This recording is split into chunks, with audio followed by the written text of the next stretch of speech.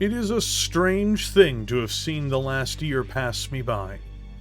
In one sense, it feels more like a blink of an eye, and in another way, it feels like an eternity. I started covering Battletech on my channel in 2022, but more specifically on March 31st, exactly 1 year behind when this video is being posted. I thought it was relevant to make this for a few reasons. First, to talk about the channel itself. Second, to talk about Battletech and my relationship with it. And third, to talk about you, the audience. So, after 1 year, I think it's okay for us to talk about how I got into the hobby, and why I started doing all of this. This video is basically going to be a behind-the-scenes look at what I've learned, and how the channel has evolved. I know that this is going to be potentially boring for a lot of people, but it's just a heads up now in the introduction section. This is hopefully the last time I'm going to have to ever talk about myself in a video either, because the Comstar opinion piece I put up the other day was already quite taxing in this respect. Still, this is the 1 year anniversary. It snuck up on me, and I wanted to make something like this for the channel when we got this far. Explaining, I suppose, how I got to the 1 year mark, where we are today. Let us start from the beginning. I got into Battletech approximately 29 years ago as of this April. One of my best childhood friend's older brother had left behind his Battletech materials at their home while he was off being an adult, and he and I were able to play as a result. With his siblings' permission, of course, as far as I remember. It wasn't exactly accurate half the time, but this is where I got my start at a mere age of 8 years old. My mom got me my first miniature ever, which I've mentioned before, which was an AS-70 Atlas model from Imperial Hobbies in Richmond, British Columbia, and my collection started to grow. My second mech ever was actually a Grand Titan, after hearing that it was supposed to be better than the Atlas. I guess it's time to transform and roll out. But from this point on, Battletech has never really left my life. I was always getting things like technical readouts and sourcebooks from that point on, and novels eventually too. And of course when the opportunity arrived, playing games with friends. I got into MechWarrior 2 and its expansions in a huge way only a handful of years after getting into the tabletop, around its release. And this video game too provides me with some of my fondest memories of the setting. Even when I started getting into 40k a few years after my first model, the Atlas, Battletech never really left my hobby space, even when Warhammer took a greater priority for me in the 2000s, but this was mostly because the Battletech tabletop scene had basically died off by that point. I also played video games like Mech Commander and eventually MechWarrior 4, and I plunged into Megamech during the 2000s, basically Battletech the tabletop game but running on JavaScript, and sometimes for months on end at that. Playing in online mech war campaigns which involved various teams representing different houses all battling one another. Funnily enough, through this channel, I even met one of the people I used to play those campaigns with, who literally along with a few others helped me improve as a player dramatically some 20 years ago. A lot of the tactics I discuss in these videos, I learned during that time. But what a small world. I continued to follow the franchise into the 2010s. I got more games in during the middle period, before I became consumed by my prior employment. The thing is, even when I was absent on the tabletop side of things, there were other avenues for following the setting. I of course backed MechWarrior Online and HBS's Battletech when they were being crowdfunded, and I got into the Clan Invasion Kickstarter, fervently, in their second round of pledges, even buying the highest tier canon character possible, who I'm still waiting to show up in some form. Don't worry, he's not based on me. But I also got a horde of new plastic Battletech miniatures, which people often see on stream. I saw the game begin to grow locally around this time too, but my time to play was so limited even then, but I did get a few games in, which were always a blast. I should add, I was a drop caller for some time for the first Free Worlds Guard and MechWarrior Online, and it was some of the most fun I've had playing a game online, at least when it was a bit more close to its peak user level. As weird as it is to say, there are literally only a couple years of my life where Battletech didn't play some kind of major role in my recreational time. And I am hoping that later this year, or maybe next year, I can start playing more games again if I just get a little bit less time having to work on the channel. Now, you may ask, how does this impact the channel beyond giving a brief overview of where my love of Battletech came from? Well, Big Red 40k as a channel started as the Big Red Bear, where I was streaming War Thunder for a while. That died quickly, but the name hung around. I ended up joining a Warhammer 40,000 channel called Chapter Master Valrak. By the way, Valrak is still one of the coolest people I know on the internet. If you like 40k, he's the guy to follow. At least if you want rumors, news, and fun times. Even without being in that ecosystem, he's probably the one I still follow the most. Also a huge shout out to Liam Dempsey as well, who runs more of a battle report channel, and ads, as well as everyone else who helped me get this channel in motion. These are some of the 40k people I knew pretty well who helped me out when I transitioned into running a 40k channel. Speaking of which, I changed my name to Big Red 40k for 2 reasons. First, because I started to cover Warhammer 40,000 on the channel, and second, because people kept accusing me of being a communist unironically and angrily. No joke, people did this multiple times. Welcome to the internet, I know. I don't really like to discuss real-world politics ever, especially on here, and it just felt like it kept coming up for no good reason. And it literally became too much of a bother for me to deal with, so the name shifted. Funnily enough, before the Mercenaries Kickstarter, I did have the original plan in place to have the name changed. It just didn't work out, which I think is really funny. But now, you must be asking yourselves, Red, you run a Battletech channel, and you said you'd explain why you started covering it. Okay, I guess we're finally there. Well, I loved Battletech more than 40k, especially now. I even got into trouble in a few instances preaching Battletech to other people on Valrak's channel, even when I was a mod for him. I actually sent Valrak a direct fire lance, but he opted to leave it in the box. Paint the box, Valrak. I know you want to paint them blue. The Steiner fist is better than the Imperial fist. Anyway, my channel, with a bit of help from more established people, did okay. I ran live streams and I put up videos. But 40k really pulled away from me. I'm not a fan of a lot of the creative directions Games Workshop took, either with gameplay or with the lore. So, on a slow week, without anything else to really do, and believing that the video would bomb, I made a video called What is a Battletech, which I posted on March 31st, 2022. I made it mostly for myself, and just to feel like I got something out that week. The video in hindsight was a mess.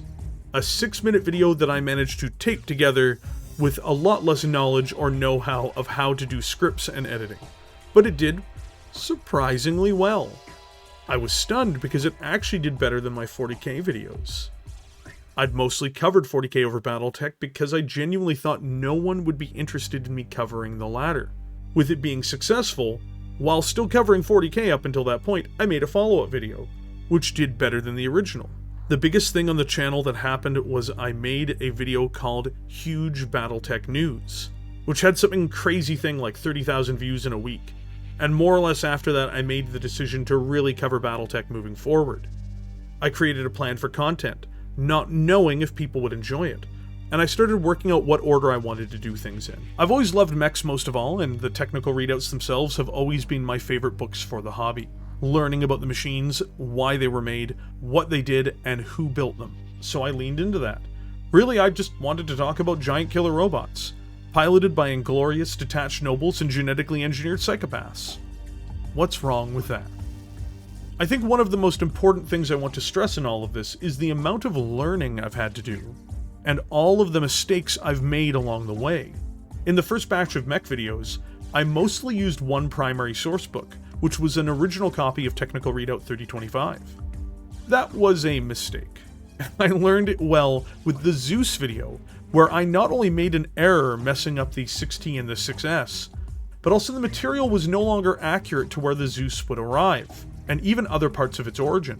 I would discover as I moved forward with other videos more cautiously that a lot of the literature from the early, mid, and sometimes even later periods of Battletech contradict one another as changes were made to streamline the universe.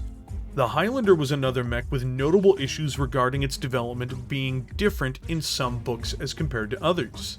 And I found the only way to make sense of it was to try to integrate these stories together, telling all of it while trying to have them not step over one another.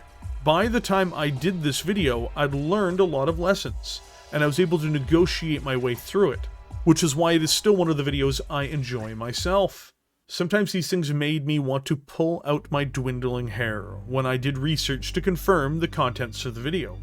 By the way, another thing, running this channel has helped me streamline how to research things, which is nice. I learned how to become more efficient in running this channel, so hooray. It worked out well, as many of you probably agree, but these things were only possible because of the mistakes I learned earlier while I fumbled through the process. I also took feedback from viewers. They wanted more visual cues in videos, which resulted in me adding more text. I learned how to use GIMP better to make better thumbnails and assets.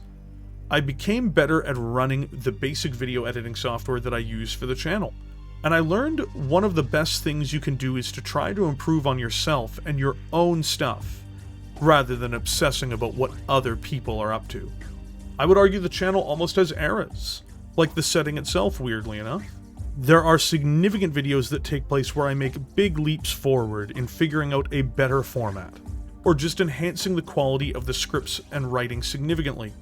But of all of these videos that I made where this happened, none are more important than the content I made on the Banshee.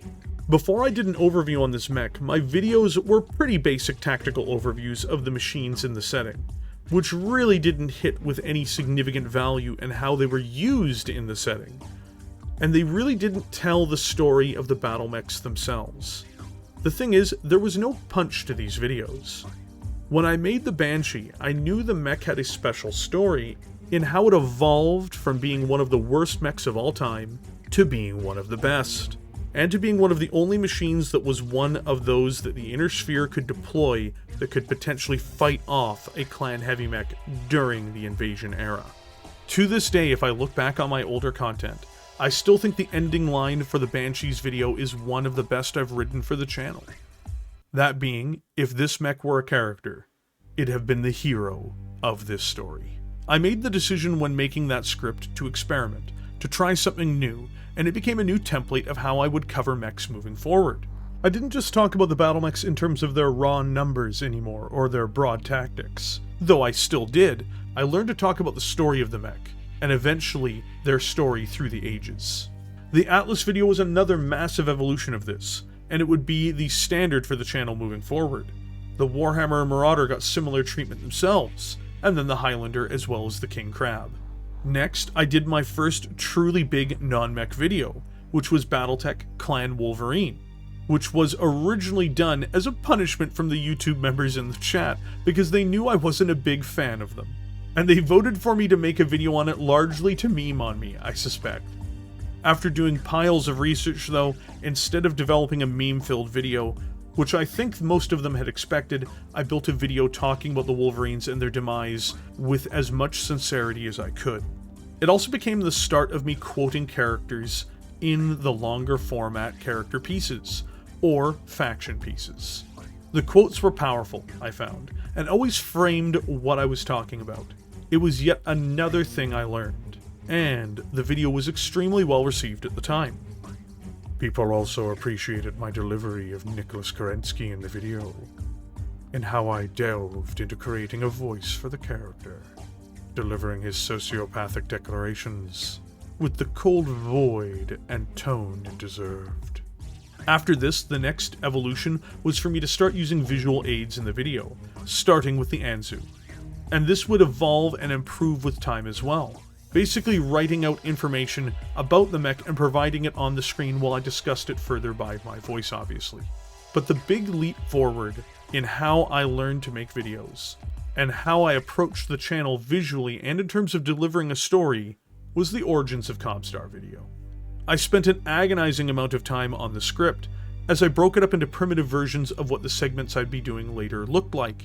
I also realized I could use quotes to frame every segment of the script, helping to weave them together into a broader story.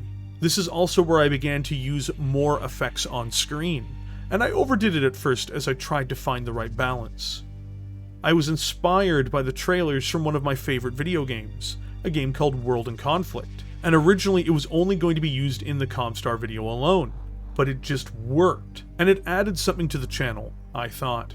The 80s vibe and the weird technical underperforming video stream feature really lined up the gritty world of Battletech for me. Funnily enough, the Comstar video was a flop when it first launched, but over time has actually become an increasingly successful video. Unfortunately, for the first days of it going out, I felt like I'd done something wrong somehow. But I can see now, with the support it's received over time, I made mostly the right calls. If you've not seen that one yet, I recommend checking it out. It's still one of the best on the channel. Next up, the Mauler and Marauder 2 videos helped me understand how to evolve the styles I'd started before I did the Death of Comstar video. But the biggest refinement of the formula I'd found to the channel was the Toranaga video. Ironically, another video which bombed upon launching, but over time it seems to have found more of an audience than I thought it would. And that's really where we are today. The formula I've used has evolved through trial and error and listening to the criticism from the crowd. And there is going to be yet more errors and trials, I'm sure. The channel has been a constant process of trying new things and evolving. But that is the story of how the videos went from being very, very primitive ones that I started out with, such as what is a battle mech, all the way through to the Locust and a few of the other earlier mechs, into what you see now. And I aim to keep improving, not just for myself and for the satisfaction it gives me as a creator, but because I know that it'll create more satisfying content for you, the viewers. By and large, the reception to all of this, whether it be on stream or in video, has been consistently surprising to me. It's really been hard to square the results with the work I've put into it. I know that's odd to say, but I just work hard all the time and hope things work out. So watching as the videos have received more attention, and seeing more people subscribe and member to the channel, while this has been absolutely amazing to watch, is often bewildering to me. While I pour all my attention and detail into videos, honestly, people just being so happy with them in many cases is huge for me, really. I've had people DM me thanking me for covering various subjects, with either my very rare opinion piece videos or just in videos or streams. One of the most concerning things to me as a creator is the expression that I've seen from several folks that they believe that because of my channel size or because of my status as a content creator, that I will somehow influence the product. Sometimes this is done in fear, or other times this is done in gratitude. But I think it's always misplaced, as it's never the intention of the channel. I always say this and I mean it. I'm just a fan. My opinions are just formed through my experience, that being either my personal experience or my professional experience. Nothing I do here is ever really meant to make any kind of impact, except for to you, the viewer. It's one reason why I tend to coach my words so carefully in any pieces where I'm voicing an opinion, either in a product review or in an opinion piece. Whether those types of comments be the end of my commentary of the Clan Wolverine or Comstar videos, or even in the video where I displayed my excitement recently about all of this plot lines and stories that I'm looking forward to. I mean it when I say it. I just want to do a good job and not disappoint people, especially the audience. That's all I want. At the end of the day, so long as I achieve this with the channel, I hope that's enough to keep it going, and enough to provide entertainment for the people who watch it here. But even I have my pride in some of this. I'm not beyond it. One of the biggest honors I personally feel that I've ever received, at least as far as my hobbying experience with all of the reading and playing I've done throughout my life, but perhaps even professionally, was when Catalyst put my channel on their Kickstarter page and on the BackerKit page as a place to recommend for looking into lore and other Battletech aligned things. That's no joke. That kind of recognition was never expected by me, and seeing it for the first time was awesome in the truest sense of the word. I was left stunned, but in many ways elated. I really started this YouTube channel effectively in January of last year. I produced several hundred Battletech videos, ranging from battle mech overviews, era pieces, faction videos, and product reviews. And a lot of people enjoyed them, culminating in where the channel is today, and really this video, I suppose. As a fan, the thing I've been most grateful for is how I've learned that every dev I've had the opportunity to talk to, whether it be asking them a question or just getting a brief chance to talk to them on various platforms, has been fantastically passionate about Battletech, and has displayed nothing but a want to make fans happy while staying true to the universe of Battletech. I know this sounds cheesy, but it's actually true. As an aside, I think fan communities can become hostile to people making the product, especially if something doesn't go the way they'd want.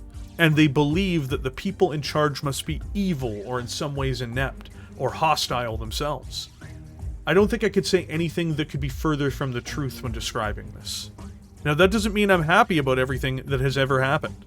People can watch my Dominions Divided review, or even my recent opinion piece about Comstar, to know that I can be extremely critical of things. And more broadly, fans and fandoms are often extremely passionate about these products they're meant to be. And that means a lot of criticism can be generated by fans, and often rightly so. But there is a difference between being critical and being a completely rude and delusional jackass. But I can even say with that, the people making the game right now really do care. And even if there are misses from time to time, the staff at CGO working on these are on average bigger fans than I am. And they deserve more respect than a lot of folks show them. Not saying this to you guys in the audience watching this, but just in general to be clear. Being a game dev and sometimes a franchise author is a thankless job much of the time. And it involves just taking a lot of shit. Hell, even though people have been incredibly receptive to this channel, I sometimes see it myself, and sometimes even directed at me, which I have to stress is okay.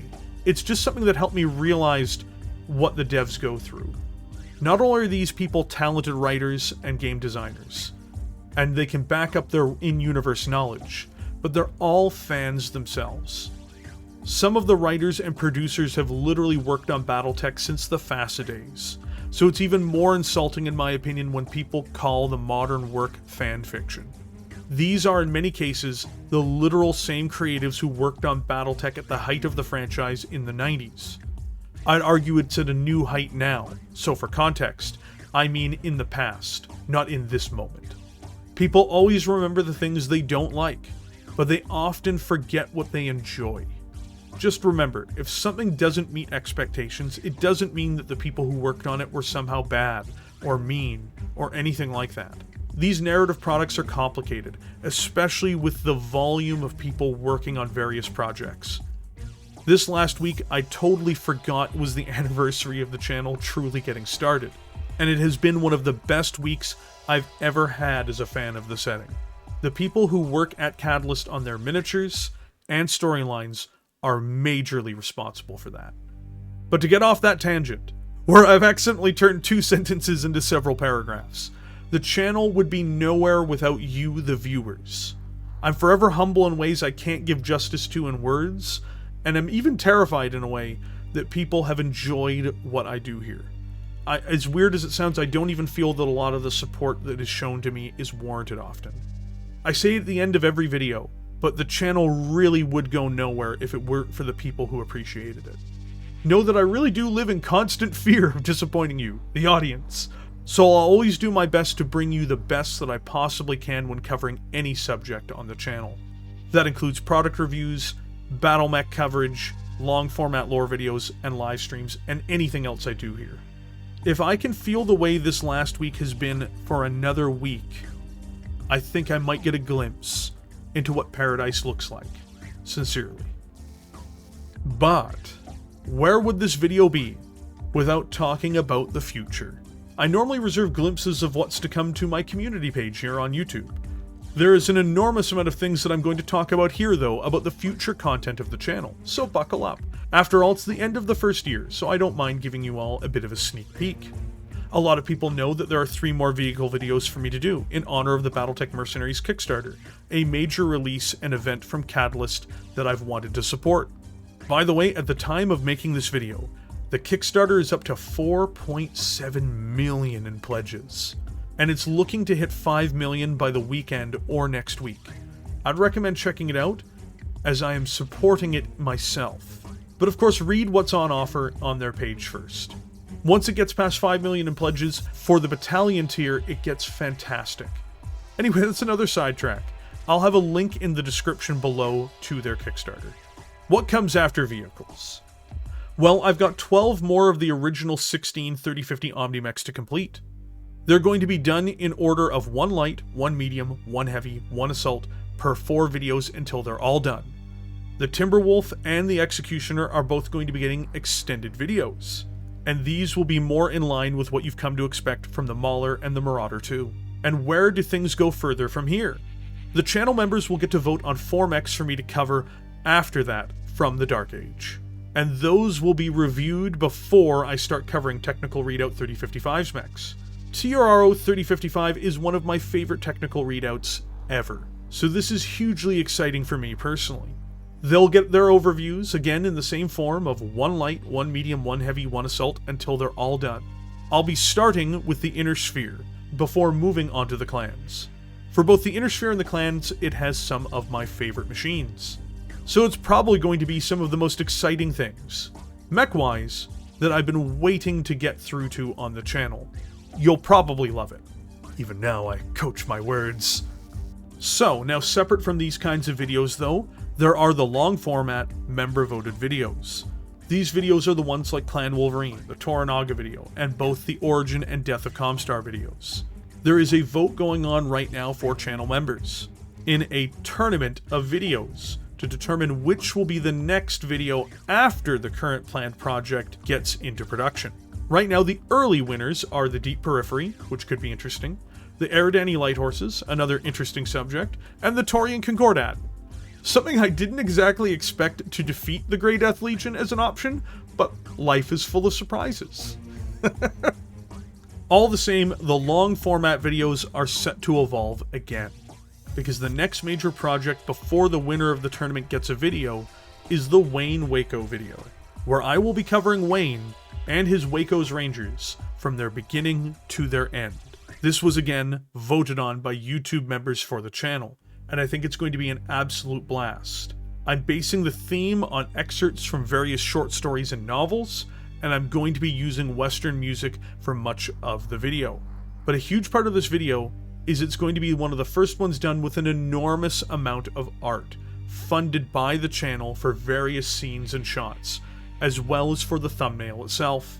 This is going to be a Herculean effort, with my original plans to drop it this May, but it might get pushed back into June, July, or even August, depending on how long it takes to pull everything together. So far, I've got the very talented Bruce Panad, a great artist, earmarked for much of the in-video work, and 1 or 2 shots will be done by another great artist as well.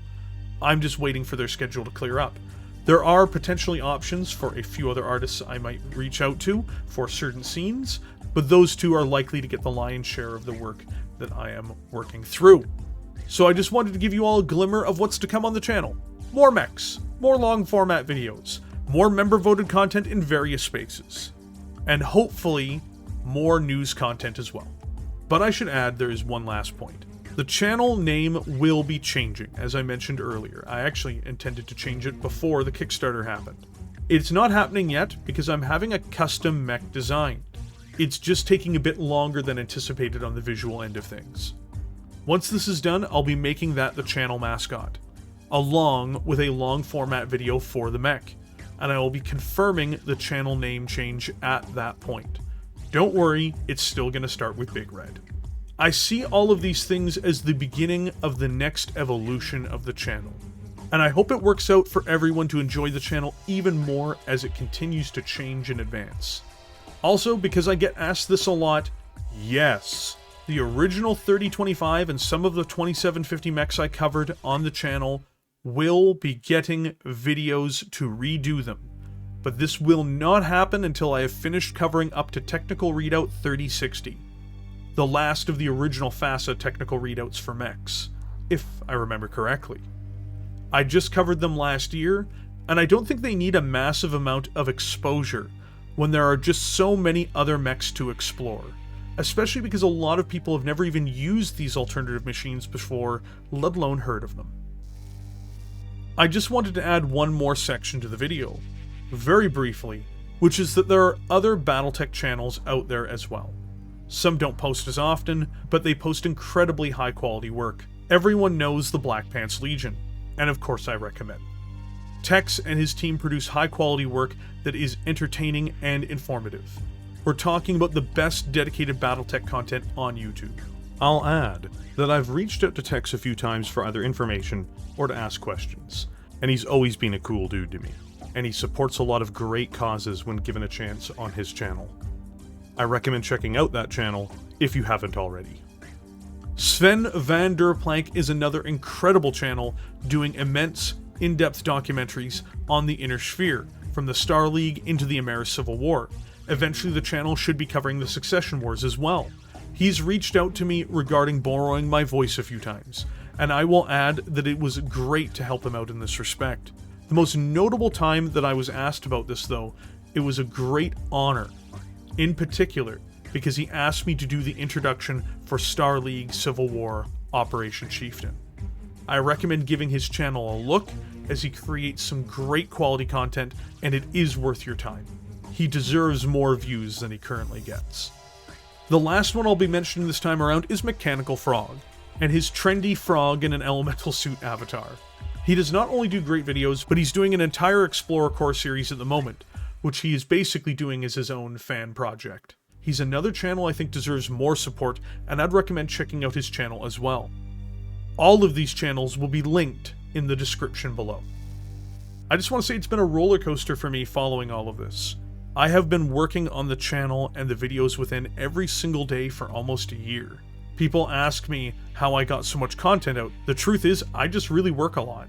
And I'm grateful I get to work on something that's almost always making me happy while I'm working on it. Sure, the grind can get to me, but I do take breaks when I feel like I'm getting burned out. So don't worry on that front. And those breaks have been extremely relaxing.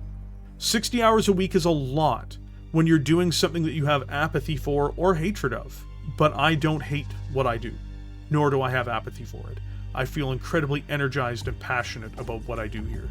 I'm hoping by later this year or next year, if the channel continues to do well, I can do more painting streams to start reducing the endless wave of gray plastic I have staring at me from my collection. I've gotten a few battalions painted already, but I've got several regiments to do. And outside of that, I just want to thank you, the viewers, subscribers, and channel members one more time. Were it not for you and your support, I'd not be anywhere with this channel. And that's not even that this channel is particularly enormous in this respect either. It's just enough that I can justify continuing to do the content on this channel. I'd be fine otherwise, just having a job doing something I find less fulfilling. But this has really been not only a life-changing and learning experience over the last year, it's been probably the most personally rewarding thing I've ever done. I've had the chance to talk with a ton of people I'd have never had the opportunity to meet otherwise, and not just talking about the developers or other YouTubers. I mean a lot of people who show up in the chat or hang out on Discord when I need a laugh. I'm pessimistic by nature a lot of the time, but one of the most liberating things I've felt is being able to feel more positive, and just uplifted from doing this, even if it's an immense amount of my time every week. The work itself makes it worth it. You, the audience, make it even more worth it. There is something more too, and I tell people this on stream all the time. I'm going to be doing it here as well, in video form now. My intention is to never take on any sponsors for this channel, outside of people who directly support it. I have no intention on receiving products and then promoting them in any way, unless they are something that I have purchased with my money. I will not take advanced copies of things either if they are going to be used for a review. Every time I give my opinion on materials, it will not be hindered by the moral complication of an outside influence in that way. I'm making this promise because it's important to me, for my own sanity and for my integrity. It's important to me that I cover things because I want to, and if I give them a good review, it's because they deserve it. We've gotten all that out of the way.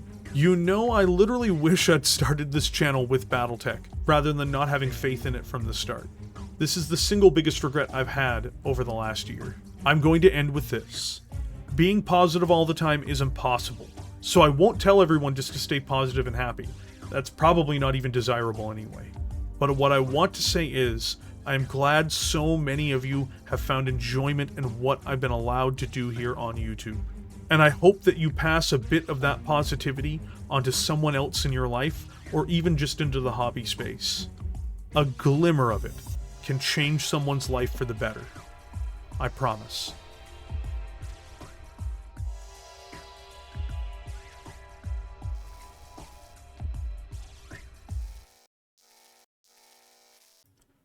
Thank you for joining me over the last year and here today. I hope you've enjoyed this behind-the-scenes peek at the channel and a little bit of my early time in the hobby, and for all of the rambling and overviewing of things. Likes always help a video, especially one as niche as this one. Tomorrow is going to be the Rakshasa video, and I hope it's special to everyone. I put a lot of time and special attention into it, and I hope you all enjoy it.